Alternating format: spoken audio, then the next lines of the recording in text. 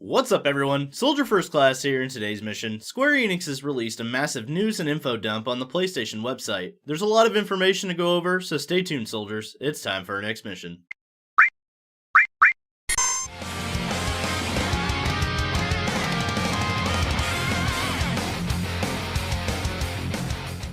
It's been a little while since we got our last information dump from Square Enix, but every time we're greeted with amazing new details. This time, we got information on a familiar summon, weapons, the skill system, and materia. Square Enix is definitely gearing up for another big reveal in December, and with all the recent information coming out, it's almost a guarantee. So we'll start with the beginning of the article and the screenshot that accompanied it. In the screenshot, we can see on the left-hand side a list of Cloud's available weapons. There's the Iron Blade, Hard Edge, Nail Bat, and Buster Sword. I'm actually really happy they're sticking with the original game's weapons and even giving us weapons that we all loved like the Nail Bat. As we look at this screenshot, we can also see a few things, and it turns out I was only half right about the skills upgrade mechanic. Final Fantasy VII Remake will feature a similar skills mechanic as Final Fantasy IX. The article stated, each weapon has its own unique weapon abilities that increase in proficiency the more they are used. When an ability's proficiency level reaches the maximum, that ability is then learned by the wielder and can be used when wielding any weapon. In the screenshot, we also see the stats each weapon provides, the ability it teaches, how many materia slots, a description of the weapon, and your proficiency level. By this point, Cloud has learned the focus thrust from the Buster Sword. We also see that the level of the Buster Sword goes up to 6, which I'm assuming this is true of all weapons we'll equip as well. The next screenshot looks similar to the upgrade system in Final Fantasy XIII. What's interesting is that we see the Buster Sword has gone from 2 materia slots to 3.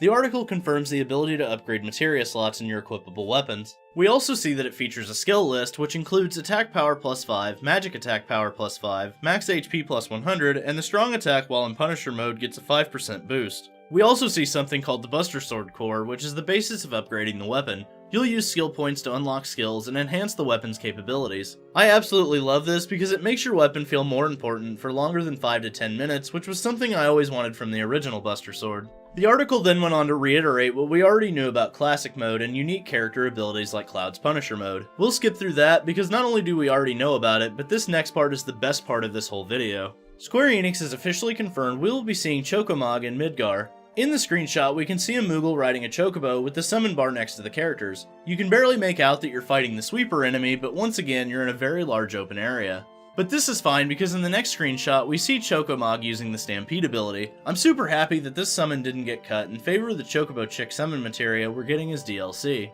The article states, Chocobo and Moogle use their special move Stampede to run down the enemy with a herd of Chocobos. So it looks like they've slightly changed the name of the summon, but we at least know they didn't cut him. Cloud was also the only one in the party, so it's potentially a summon we'll obtain early in the game. Next we got a good look at the new Assess materia, which is basically just a rename of the Sense materia from the original. We get a lot of detailed information with the Assess materia about our enemies, down to the items dropped, stealable items, and rewards for the fight. We also get to see what it's weak to and its current statuses. This appears to be an extremely tactical materia and one I'm excited to use. Maybe there will be a trophy for assessing a certain amount of enemies or filling out detailed information in a bestiary. This would be a cool in-battle use but could also be fun for world building. We got a decent look at the darts minigame as they've confirmed you can actually play it. This is something we kinda figured already, but it's worth noting for those that were worried about a lack of minigames.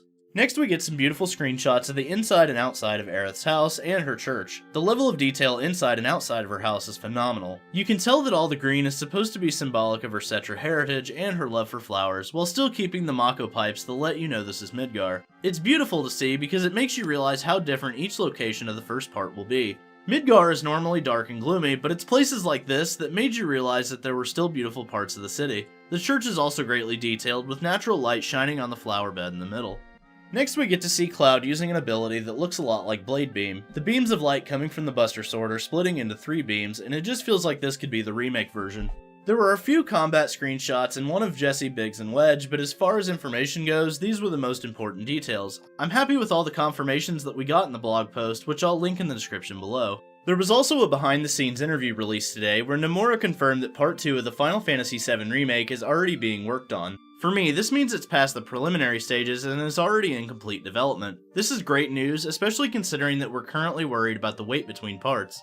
Also in this interview, Nomura confirmed that the Motor Ball will not be the final boss of Part 1. He stated, when you think of Midgar's final boss, you probably think of the motor, but in this game, new bosses will appear and add to the excitement of the story even more. We also got 2 new pieces of art that are recreations of the iconic art from the original. The first one includes Aerith staring at the sky, although this one is without the high wind. This is likely because they haven't settled on the final design of the high wind and don't want to give away information they don't currently possess. The second art piece was of Barrett with his daughter Marlene as they look at the bed of flowers in Aerith's church. These recreations are absolutely beautiful and get my nostalgia senses tingling.